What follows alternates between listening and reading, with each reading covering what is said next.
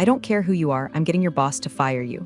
That's what Craig Hanlon slurred across the linen-draped table at the Avinex renewal dinner, half a steak in his mouth, the other half bleeding into his overpriced shirt. My wine glass hovered midair. The client's pen paused just inches above the dotted line on the $50 million renewal contract. Everyone froze, forks hung mid-bite. Somewhere in the background, violinist kept sawing through Vivaldi like this was just another Tuesday night. It wasn't. But let me rewind before the train wreck. I'm Lisa Benton, VP of Client Architecture at Stratocyn. No, not VP of Vibes, not Head of Synergy, real work. The kind that doesn't get you invited to happy hour but does keep the lights on. You know those massive enterprise contracts that get executives new Teslas and interns new coffee machines? Yeah, that's me. I land them, I build the relationships, I manage the chaos. And I do it quietly without drama, and this is the part that always seems to confuse people without needing to scream about it in meetings. My secret weapon? I keep my last name out of conversations. You'd be amazed how different people treat you when they don't know the CEO's your dad. Harold Benton, stoic, precise, allergic to incompetence, is the man who built Stratocyn from a windowless garage next to a bowling alley in Dayton. He's also the guy who taught me that if you have to say I'm in charge, you probably aren't.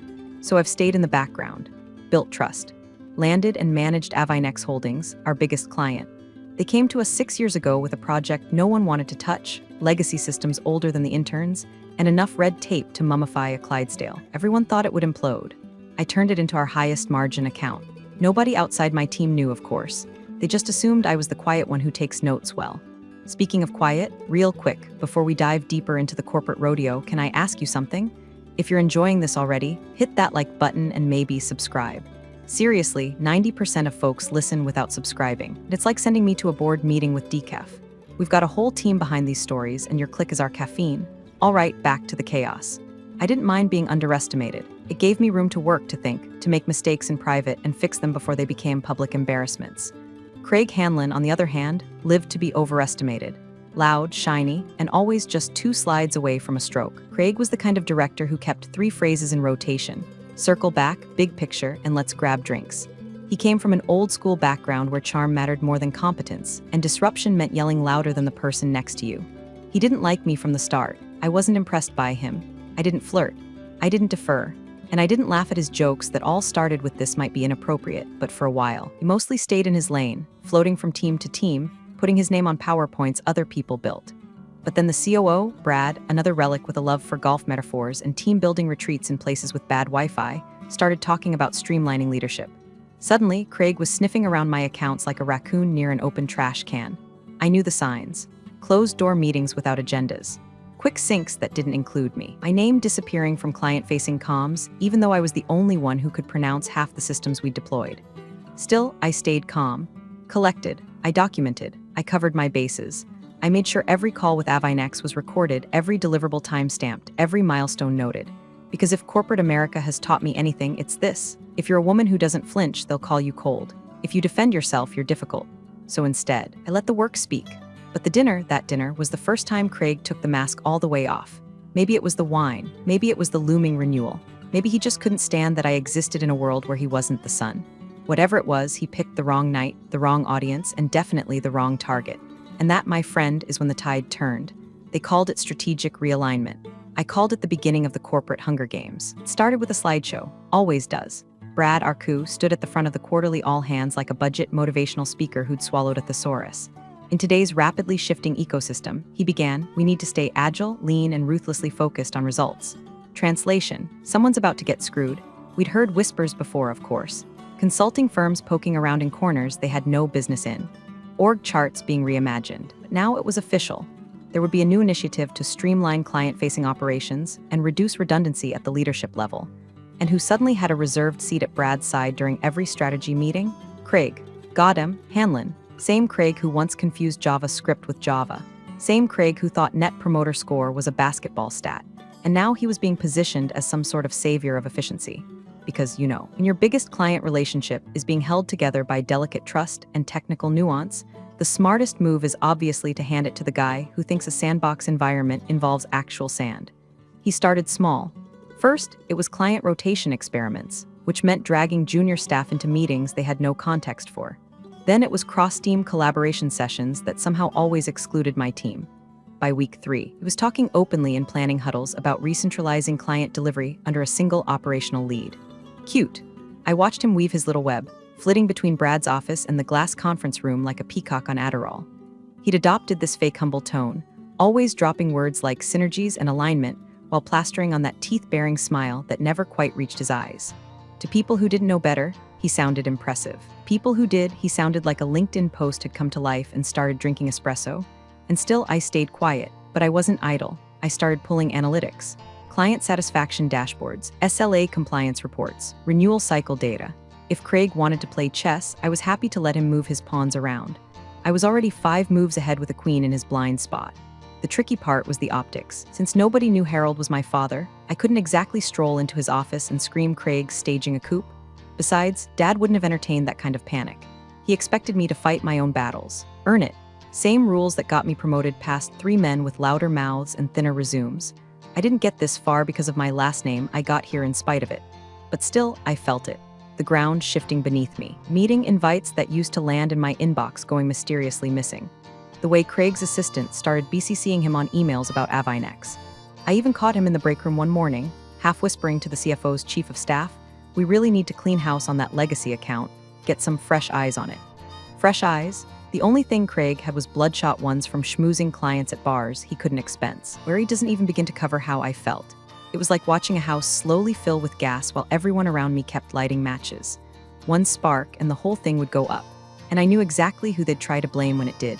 He thought I was alone, that I had no leverage, that I'd go down quietly like the other women he'd elbowed aside in his climb up the ladder. But Craig made one mistake, one fatal miscalculation. He forgot who built the ladder in the first place. They say every empire falls because of one stupid decision made by one stupid man at the wrong moment.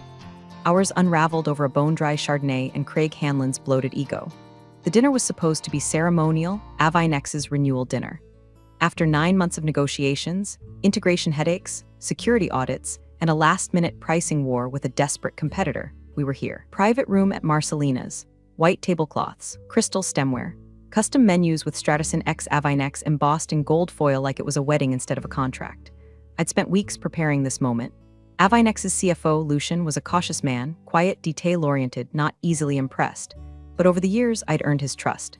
I knew his dog's name, his wife's gluten allergy, his preferred VPN vendor. That's the kind of detail Craig never bothered with, too busy asking if the CFO liked cigars or golf, or whatever the hell Craig thought real men bonded over.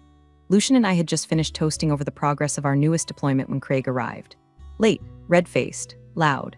He had that drunk but trying to hide it look, like his tie was choking him just a little too hard, and his words were sliding out faster than he could lasso them back in. Lisa boomed, clapping me on the back like we were old frat brothers instead of, well, anything close to equals. Holding down the fort till the real decision-makers show up, huh? I smiled, thinly. He plopped into the empty chair next to Lucian like it had been saved for him. It hadn't. Then he waved over a server and ordered a double of something dark and overpriced to celebrate our future together. The server hesitated. Lucian arched a brow. Craig didn't notice either. The meal dragged on. Craig dominated the table like a car crash, loud, messy, impossible to look away from. He talked over me, interrupted Lucian's questions, told a story about this one time in Vegas that had nothing to do with anything and ended with a bottle service girl throwing a flaming napkin at his head. Real leadership material. I tried to course correct, bring the conversation back to the success metrics. Lucian nodded politely, but I could see it. The way his mouth twitched when Craig leaned too far into his space. The way he started glancing at his watch every 10 minutes. Then came the toast. Craig raised his glass, still mostly full because even alcohol was losing patience with him. Here's to the future of Avinex and Stratison, he slurred, and to shaking up some old habits. A few awkward chuckles. Lucian didn't move. Craig wasn't done. And let's not forget Lisa here, our quiet little overachiever. Don't worry, I'm sure there'll still be some role for you after we restructure. My fingers tightened around the stem of my glass. The entire table was silent. Craig turned to me, grinning like he'd just solved world hunger. Hell, maybe you'll finally take a vacation. God knows Harold's not keeping you around for your charm. The room turned to ice.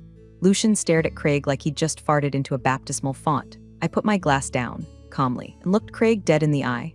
Actually, I said, voice low and clear, Harold's my father. You could hear the air leave the room. Even the fork stopped clinking. Craig blinked, the smile faltered. Lucian, mid-signature, paused. His pen hovered over the final page of the contract, the ink waiting. He turned slowly to Harold, who had been seated at the far end of the table, quiet as ever, watching the night play out like a man counting dominoes. Lucian capped the pen. Call me. Said to my father, tone cool as granite, when you've sorted this out. Then he stood, nodded politely to me, and walked out. No shouting, no drama, just $50 million in vapor trailing behind a silent exit. Craig looked around, confused. What'd I say? I stood, collected my clutch, and gave him one final glance. You just set fire to the one thing keeping this place from crumbling. Hope the toast was worth it. I didn't look back. Didn't need to. It's in that one moment, amid crystal and linen and Craig's breath that smelled like failure, I'd crossed the line. And there was no going back. Craig spun the story before I even made it home. By the time I kicked off my heels and tossed my blazer over the back of the couch, my phone was already buzzing with Slack pings and email forwards. Did something happen at the dinner? Craig said there was a misunderstanding.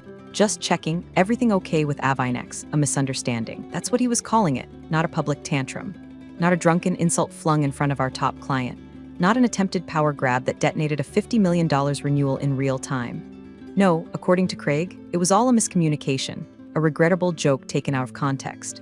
You know, because threatening to fire someone and mocking their relationship to the CEO is classic comedy.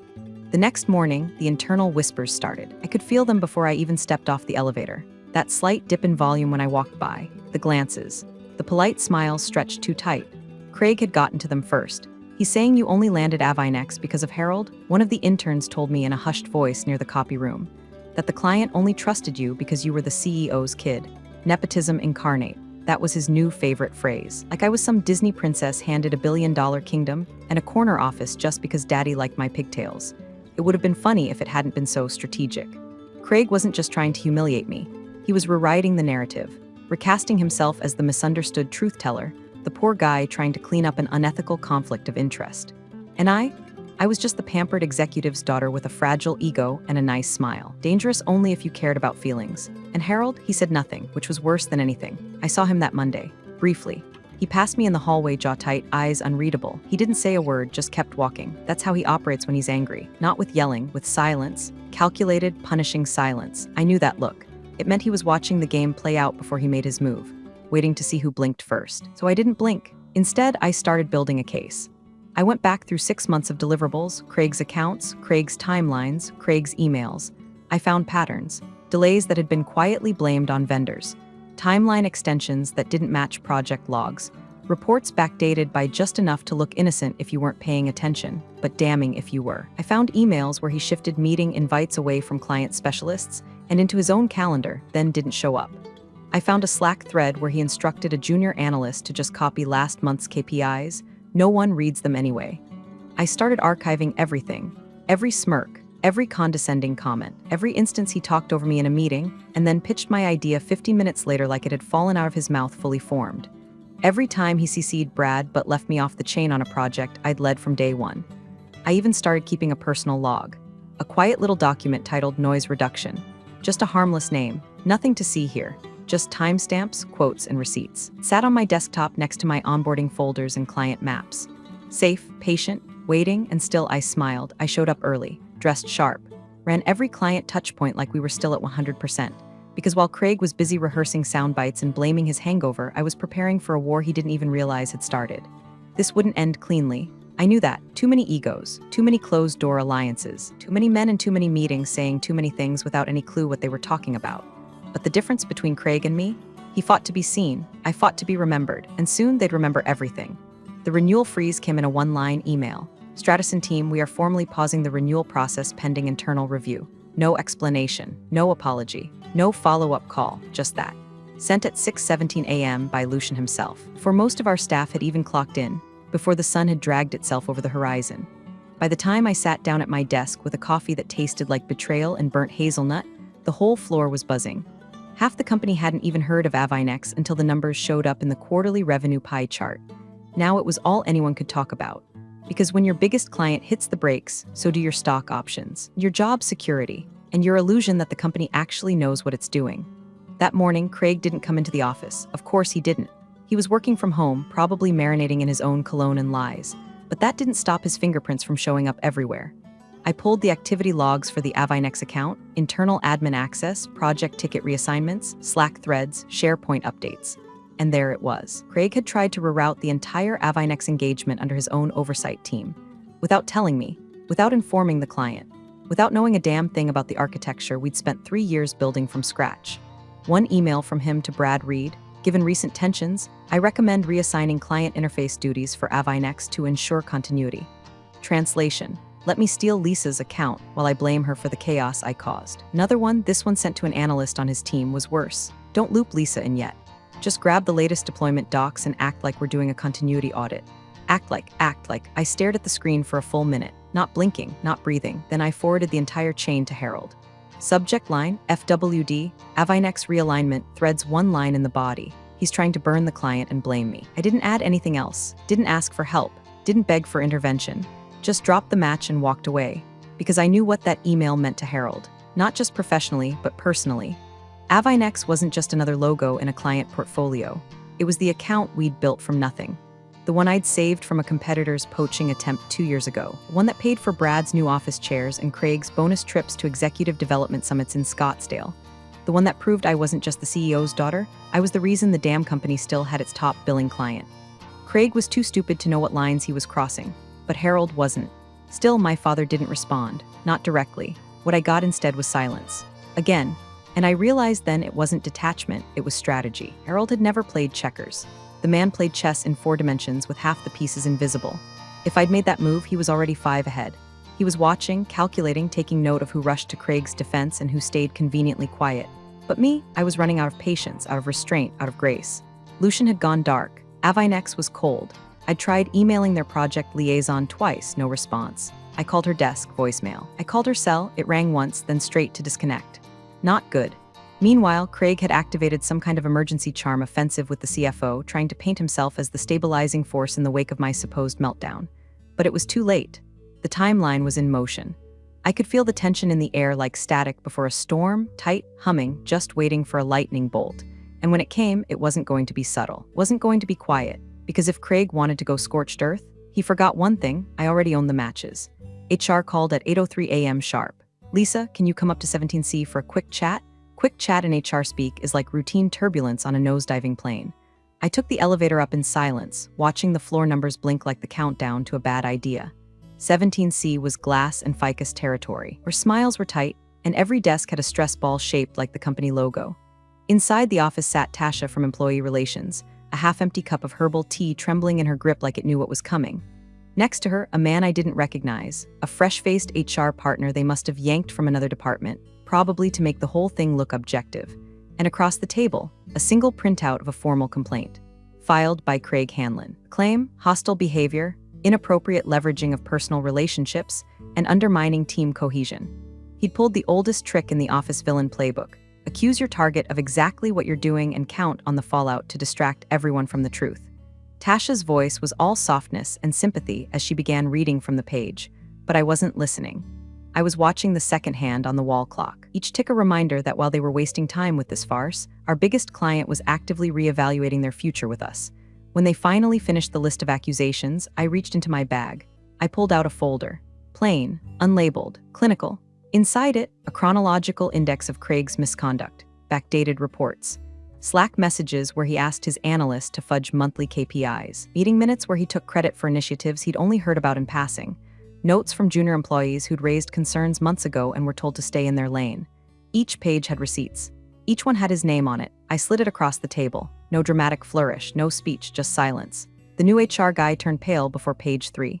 Tasha stopped sipping her tea. When they looked back up at me, I smiled politely. There's more, I said, placing a USB drive on top of the folder. Screenshots, call logs, and an audio recording from the Avinex dinner, just in case the board ever wants to hear Craig's exact words in Dolby clarity.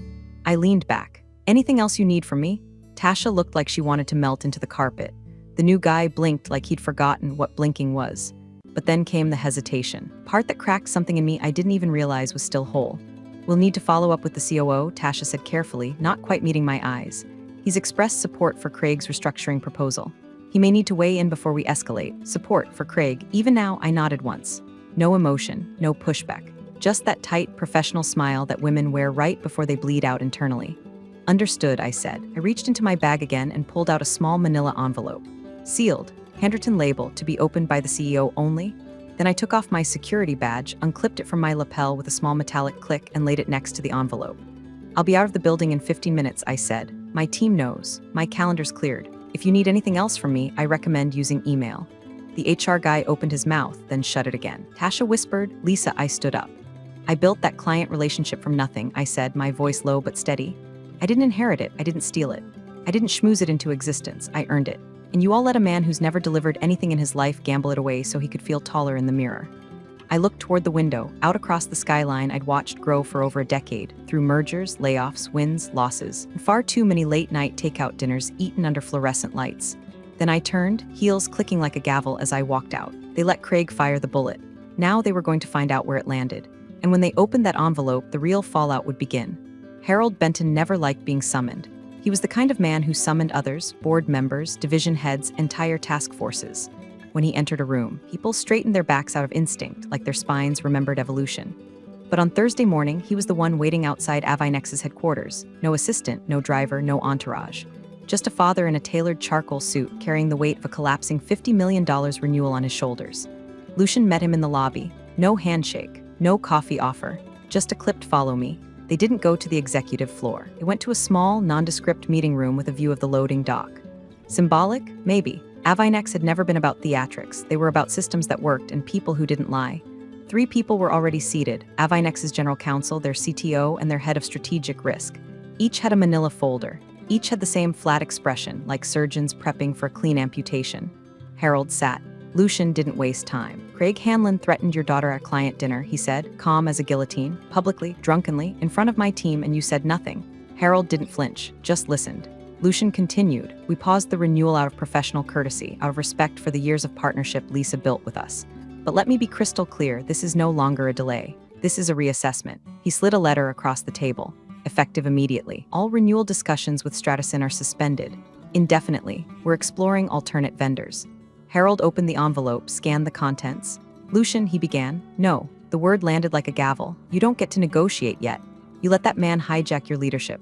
You let him run a smear campaign against the one person in your org who actually understands our infrastructure. You let him attempt to poach our account under false pretenses. You let your own silence become permission. The general counsel chimed in. We also received documentation, unsolicited I might add, detailing Craig's negligence on other accounts, and screenshots and audio recordings. Harold looked up, his jaw tightened. She gave you everything, he said quietly. She gave you the chance to fix it, Lucian corrected. You chose not to. There was a long pause, then Harold stood. I understand, he said, and he left. No argument, no speech, just a nod, and the unmistakable sound of a man swallowing his pride on the way out the door. By noon, the letter had hit Stratison's board. The phrasing was lethal: dereliction of leadership, erosion of client confidence, breach of executive ethics. The board convened an emergency session that afternoon, not a Zoom call, in person. Brad, the coup, was pulled from a golf retreat in Scottsdale.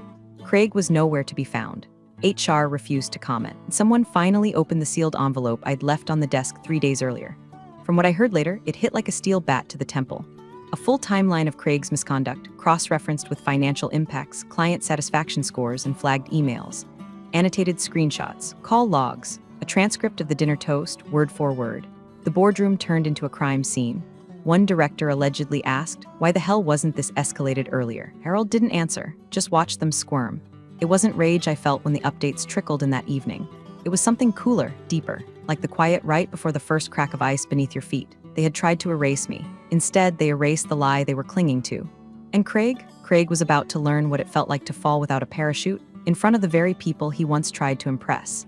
They opened the envelope like it was ticking. No dramatic music, no gasp. Just the sound of stiff paper sliding from a manila sleeve and the creak of leather chairs as the board leaned in to look at what, for 3 long days, had sat on that table like an unexploded bomb. Inside, 34 pages, tabbed and dated. A forensic masterpiece. Every misstep, every forged KPI, every internal reroute Craig had attempted on the Avinex account, laid bare. Timelines synced to server access logs. Slack exports with timestamps and redacted names. Emails flagged for manipulation, several of them forwarded to Brad, who, in every single one, had either ignored them or responded with the corporate equivalent of a shrug emoji. Page 17 featured the smoking gun. Craig's message to his analyst instructing them to scrub the numbers to match forecast. Avinex isn't checking. In the margins, I had added the actual client feedback from that same week. We need more accuracy in reporting. And then came the last page, the transcript.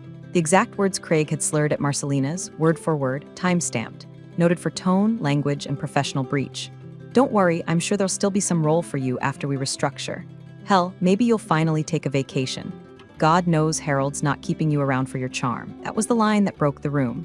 Brad, the coup, shifted in his seat like someone had lit a match under the cushion. He cleared his throat. This paints a very different picture than what we were told. One of the directors, a woman named Nina from Audit Oversight, snapped her head toward him so fast her earring nearly flew off. You were told, Brad. You were looped into half of this. You sat on this like a wet sponge and let it mold. Brad stammered. I was misled. Didn't know the extent. Lisa never brought this to me directly. Another board member cut in. You mean besides the dozen emails she CC'd you on? Or the risk report she submitted during Q1 planning? Silence. Harold hadn't spoken yet.